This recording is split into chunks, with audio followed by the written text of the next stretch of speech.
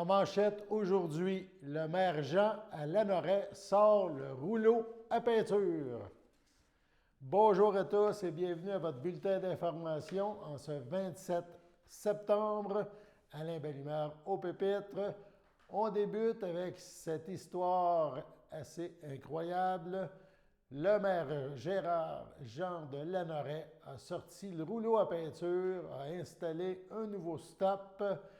Bref, il était tanné, M. le maire, de l'inaction du ministère des Transports. Ça touche évidemment une intersection qu'il a ainsi créée, chemin Joliette et avenue des Tilleuls à Lanoret. Le maire Jean était de passage à nos studios aujourd'hui. Il a évidemment raconté son histoire assez abracadabrante. Ça s'est déroulé samedi, ça s'est retrouvé dans des médias nationaux.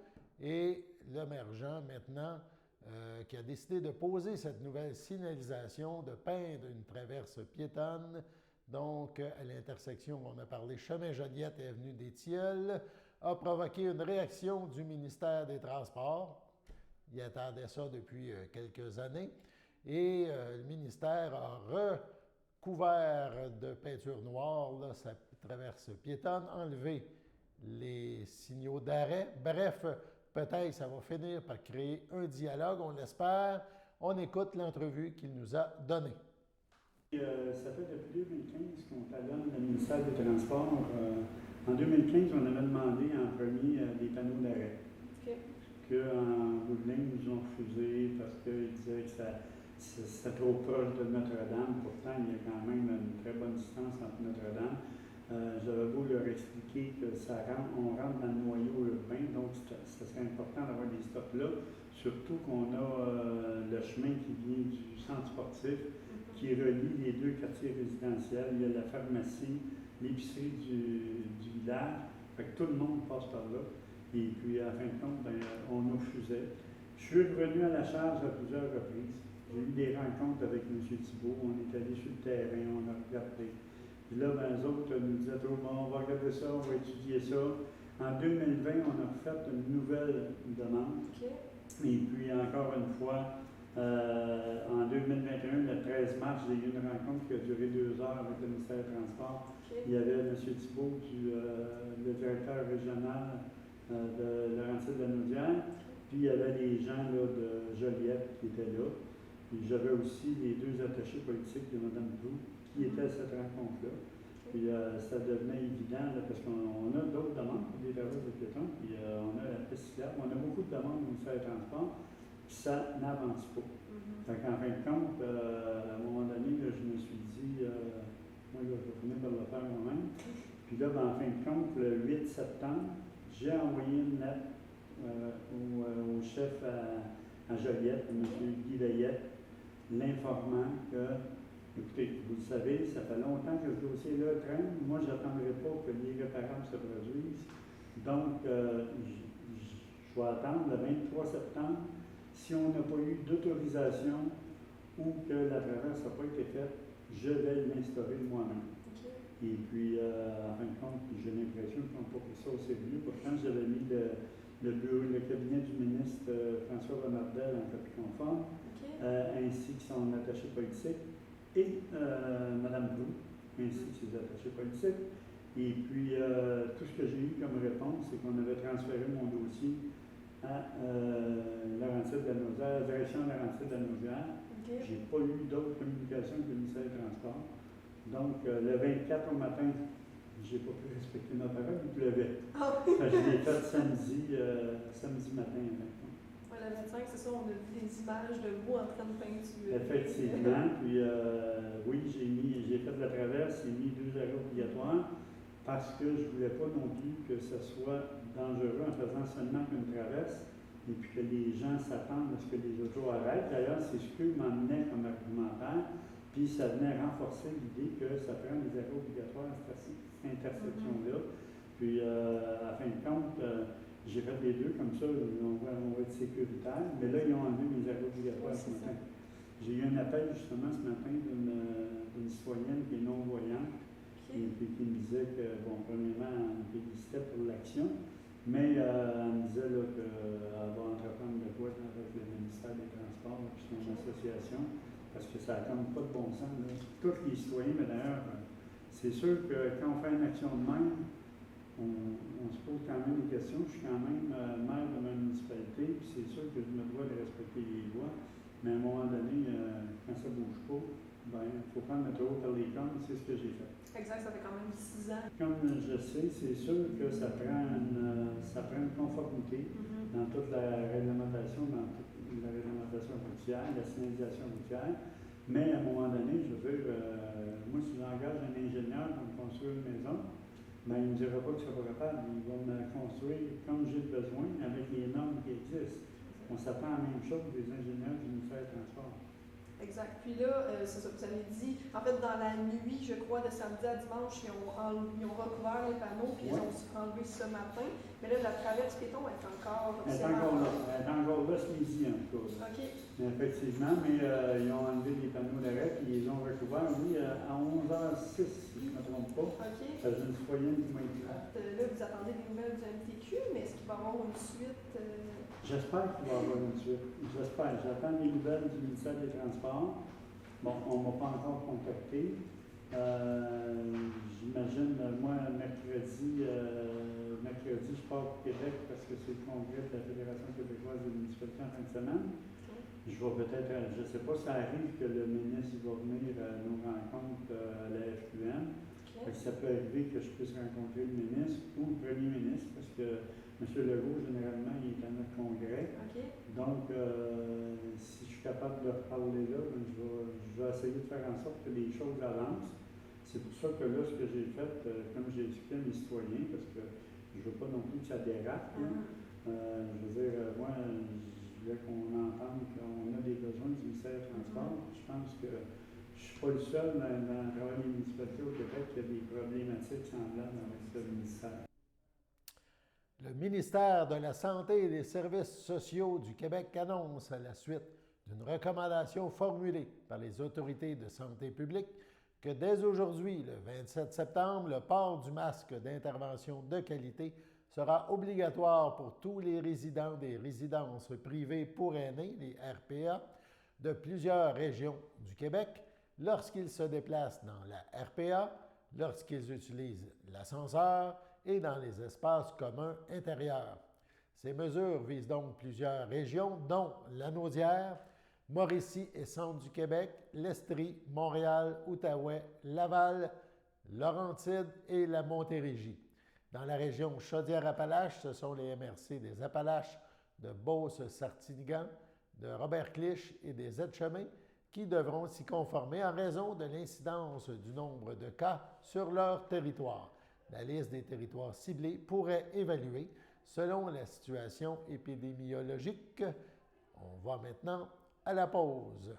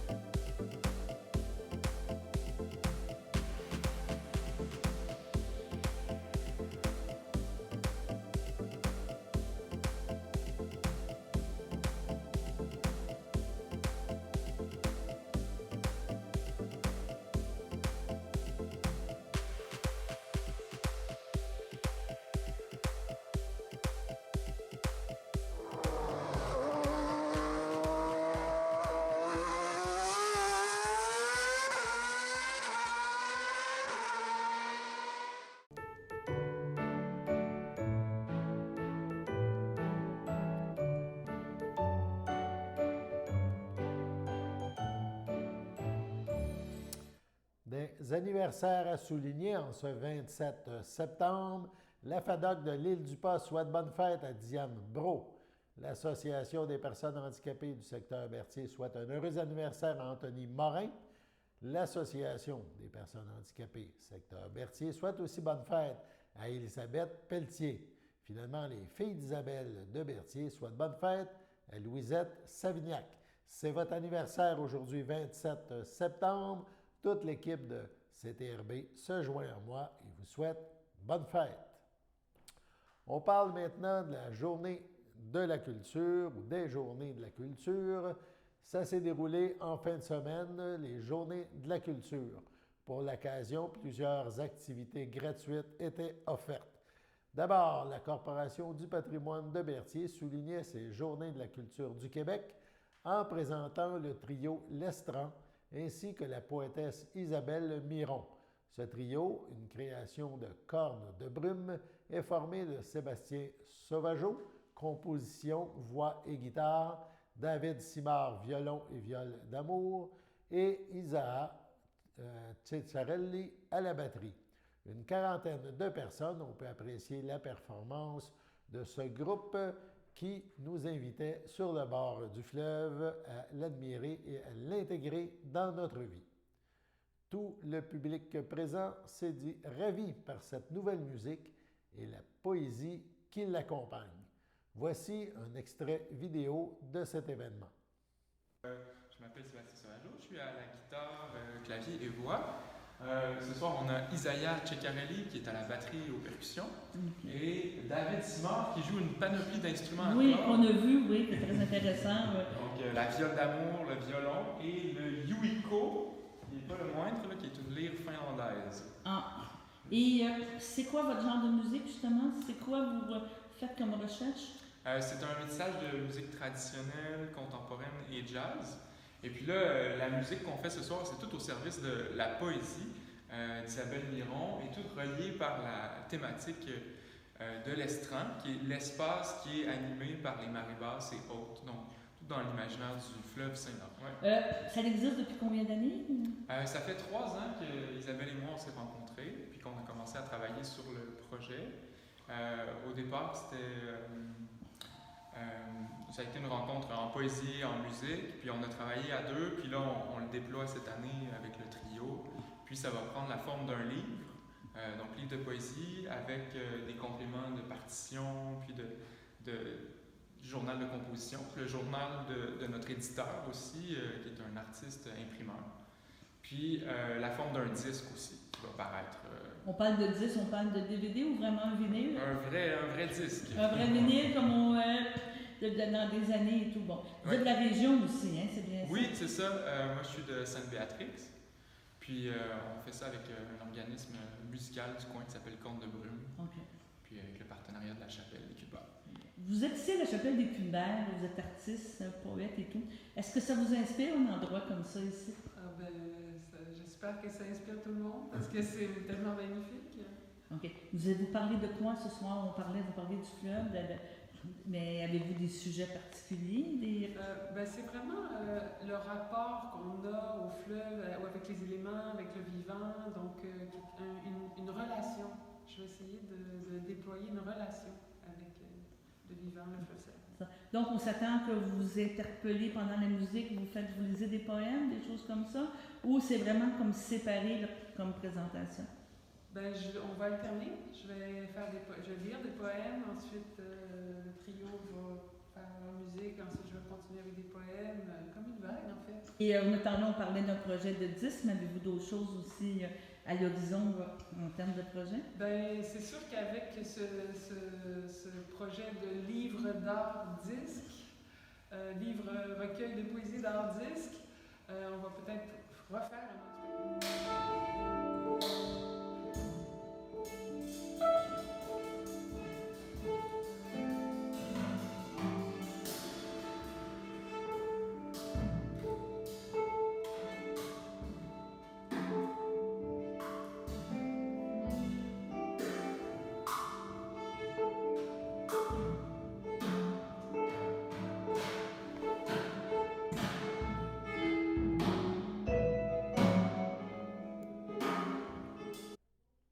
Ajoutons que le 17 octobre prochain à 20h, il y aura lieu, ça se déroulera à la Chapelle des Culs-de-Berre aussi, il y aura un concert de Québec Musique Parallèle mettant en vedette Camille Émaille, Bernard Falaise et Stéphane Diamantakou. Le coût du billet est de 10 $. Québec Musique Parallèle, c'est la réunion des genres et l'explosion des niches pour proposer toutes les pratiques musicales et sonores d'aujourd'hui. Bref, de la musique vivante par des compositeurs et interprètes vivants pour un public vivant. CTRB, maintenant, dans ses journées de la culture, avait aussi son événement. Donc, c'était les portes ouvertes dans les nouveaux locaux de CTRB. Ça se déroulait bien sûr dans le cadre de la journée de la culture. Les gens pouvaient visiter les studios de CTRB, voir le déroulement d'une émission diffusée en direct et même s'enregistrer à la caméra. Voici donc une courte vidéo de ces journées de la culture à CTRB cette fois.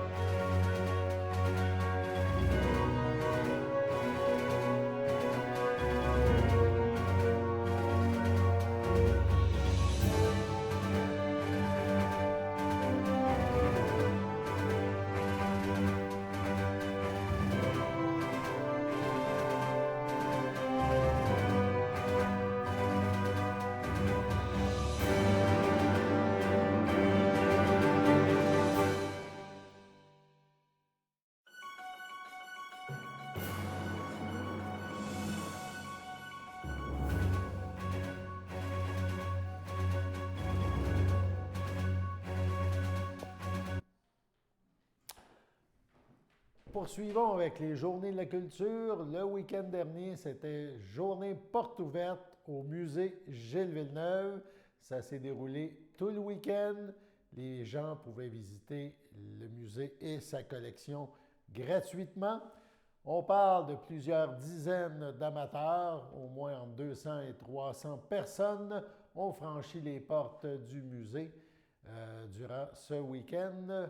On a des images dernièrement de cette visite. Durant la journée, il y avait aussi des visites guidées et pour les différentes heures et pour les autres moments de la journée, c'était des visites libres et les gens ont pu parcourir, se souvenir de Gilles Villeneuve, de ses exploits et admirer l'imposante collection au musée Gilles Villeneuve. Donc, on a eu un week-end fort occupé dans le cadre des Journées de la culture à Berthierville et dans la région, même dans la région de Lanaudière au complet. On poursuit le bilan de la première année pour un organisme. Le 18 septembre, Action Famille Lavellerie et ses partenaires ont eu l'occasion de célébrer la première année du programme d'accompagnement et de soutien à l'intégration des personnes immigrantes de la MRC de Dautré, le PASI. C'est chez Cible Famille Brandon, l'un des points de service, que le tout s'est déroulé, notamment en compagnie de plusieurs personnes et familles immigrantes participant au programme. En chiffre, dans la dernière année, l'équipe du PASI a fait la différence pour 46 personnes immigrantes sur le territoire de la MRC, malgré le défi de démarrer un nouveau programme en temps de pandémie. Des gens de cœur étaient également présents pour nous faire découvrir des saveurs du monde, chacun ayant cuisiné un plat typique à découvrir, une occasion de déguster la diversité de notre belle communauté interculturelle par de délicieuses petites bouchées. Allons maintenant à la pause. Le samedi matin, dès 9h30, nos téléspectateurs sont invités au Super Bingo télévisé diffusé de nos studios de Berthierville. Depuis maintenant une vingtaine d'années, plusieurs adeptes de la télévision régionale se sont partagés un montant de 600 $ disponible chaque semaine lors de cette joute de bingo télévisé. Un animateur et 3 bénévoles se succèdent à la caméra dans le but de vous faire passer une petite heure agréable et payante le samedi matin. On peut se procurer les cartes de jeu chez les dépositaires autorisés participants, c'est-à-dire à Berthierville, le dépanneur Formule 1 rue Gilles Villeneuve, le marché IGA Extra sur la rue Gabrielle Brissette, le marché Métro rue Notre-Dame, la pharmacie Proxime rue Frontenac, le garage Pétroté sur la rue Gilles Villeneuve et à Saint-Ignace de Loyola, le marché Aldo rang Saint-Michel, le dépanneur Le Magasin Esso sur le chemin de la Traverse. C'est un rendez-vous tous les samedis matins à 9h30 sur les ondes de CTRB, votre télévision régionale et communautaire.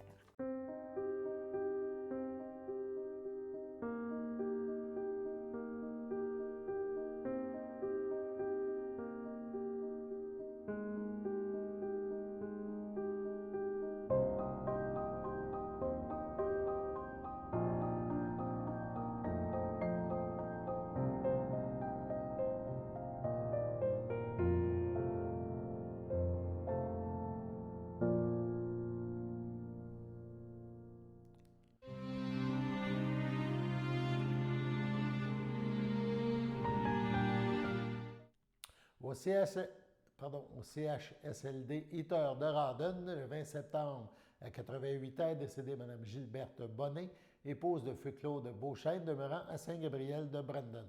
Elle laisse dans le deuil son fils Léo Beauchesne, José Marcotte, son petit-fils Pascal Beauchesne, Sylvie Lavallée, sa petite-fille Cindy Beauchesne, ainsi que ses frères, sœurs, beaux-frères et belles-sœurs, neveux, nièces, autres parents et amis.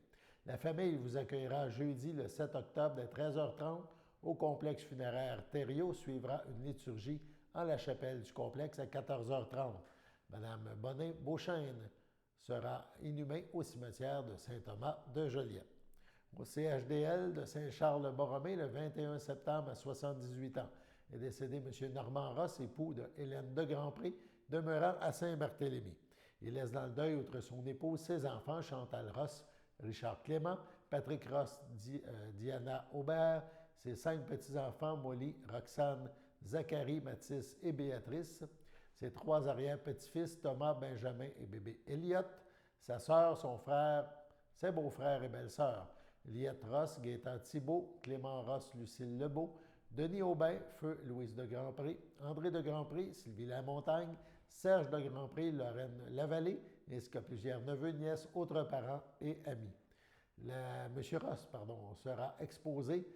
ne sera pas exposé. Une cérémonie aura lieu à une date ultérieure dans l'intimité de la famille. Au CHDL de Joliette, le 19 septembre dernier, à 83 ans, est décédée Mme Denise Chabot, épouse de feu Jean-Marc Olivier, demeurant à Berthierville. Elle laisse dans le deuil ses enfants, Manon Olivier, Gilles Filion, Stéphane Olivier, Chantal Cloutier, ses petits-enfants, Marie-Lou, Anthony Boivin, Alex Filion, Émeric Olivier, Ariane Shield, son frère, sa sœur, ses belles-sœurs et son beau-frère, Philippe Chabot, Denise Bissonnette, Jeannette Chabot, feu Roland Valois, Marie-Ange Routier, feu André Chabot, Denise Morin, feu Normand Chabot, Claude Olivier, France Dupont, Carmen Olivier, Georges Grenier, ainsi que plusieurs neveux, nièces, autres parents et amis. La famille accueillera parents et amis le 2 octobre, samedi, dès 12h30, 12h30, au complexe funéraire Thériault, rue Notre-Dame, à Berthierville. Suivra une liturgie en la chapelle du complexe à 14h30. Les cendres de Mme Chabot seront déposées au columbarium du complexe funéraire le jour même. Au nom de CTRB et de ses employés, nous souhaitons nos plus sincères sympathies aux familles éprouvées. Passons maintenant à la météo.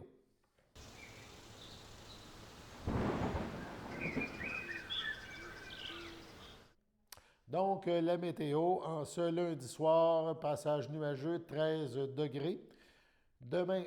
Cette nuit, ciel dégagé, 7 degrés, c'est plus frais. Mardi matin, ensoleillé avec quelques passages nuageux, 8 degrés. Mardi en après-midi, le ciel sera variable, le mercure atteindra 15 degrés.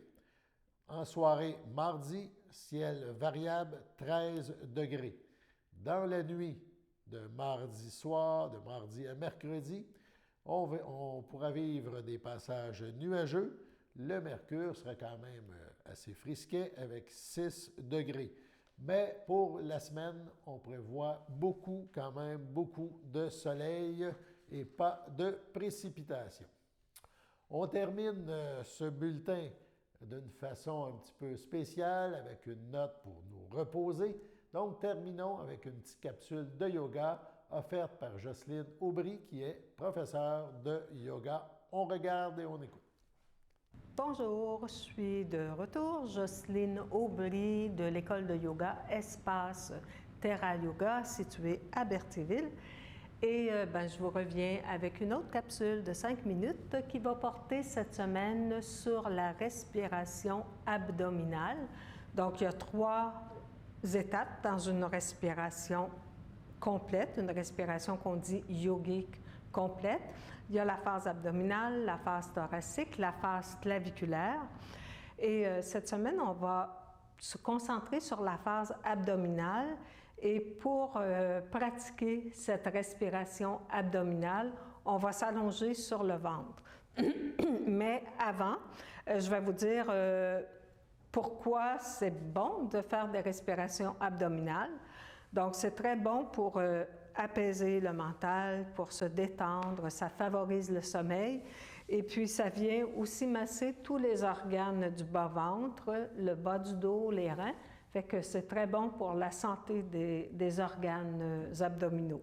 Donc, pour la digestion, ça permet, quand on a une bonne digestion, ça permet une meilleure assimilation des aliments. Donc, on en bénéficie vraiment sur tous les plans.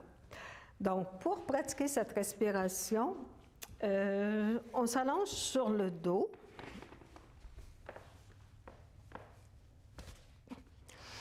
OK? Et puis, on plie les jambes. Ça permet de relâcher la sangle abdominale. On écarte les pieds et puis on appuie les genoux l'un contre l'autre. Ça permet vraiment de bien détendre le bassin, le bas-ventre. Et puis, on va placer soit un coussin, c'est bien que ce soit quelque chose de peut-être un petit peu lourd, ou ça pourrait être, si vous avez un coussin en sarrasin, ce serait l'idéal. Fait qu'on le place sur son ventre. Là, j'en ai pas, fait que je prends un bloc, je prends ce que j'ai sous la main. Et puis, en inspirant, on va tout simplement gonfler le ventre. Donc, l'objet qu'on place sur son ventre, c'est pour nous aider à garder notre attention dans le ventre. Donc, on fait des respirations profondes. Donc, qui font en sorte que l'objet qu'on a placé sur son ventre se soulève et s'abaisse.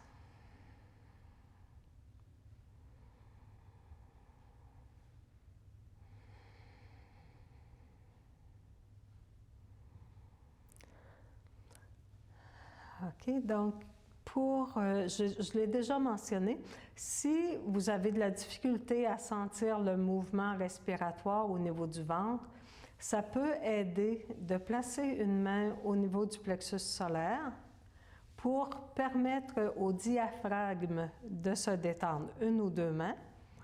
Donc, peut-être que la chaleur des mains, que ça va aider votre diaphragme à se détendre. Donc, le diaphragme, c'est un muscle qui joue un rôle très important. On l'appelle le muscle de la respiration. Et plus il est souple, plus il est détendu, bien mieux on respire.